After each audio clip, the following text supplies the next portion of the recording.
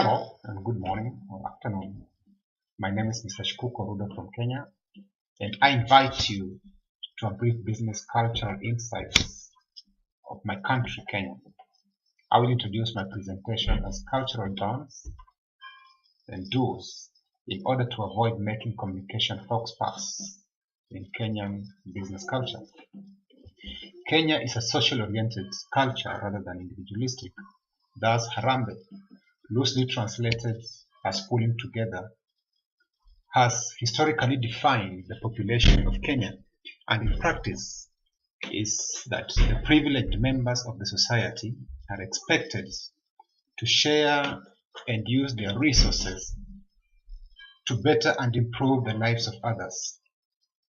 This is not restricted to only family members, but beyond to others in the community or society. The same is expected of visitors to be part of a cause that would be of a common good to the majority. It applies to business environment, and a visitor is expected to bring or receive gifts whose value is not defined. That is, one can bring anything as a gift except alcoholic gifts. This brings me to introduction and greeting. Common form of greetings in Kenya is usually a firm handshake that is followed by a tap with left hand at the back of the palm, and a light talk, commonly referred to pep talk, and inquiry about one's trip or family or country. There is no standard way of responding to the pep talk, but it's expected to be a jovial one and make the visitor feel comfortable and welcome.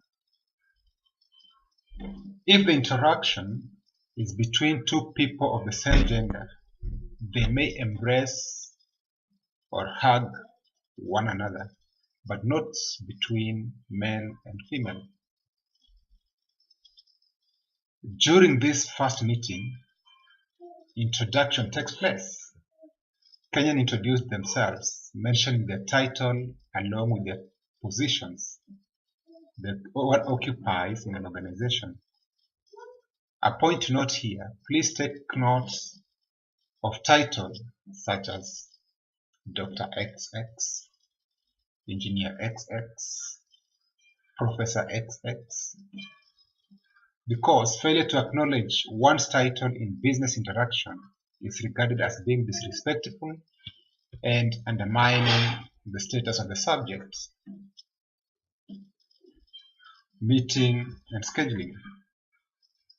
Relationships are important in Kenya.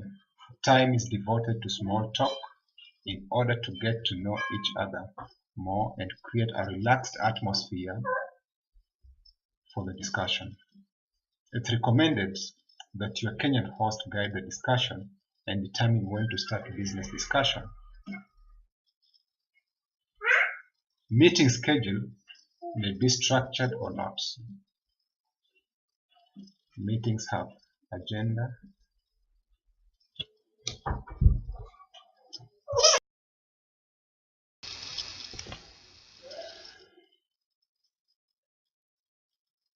but it hardly starts and or ends within scheduled time.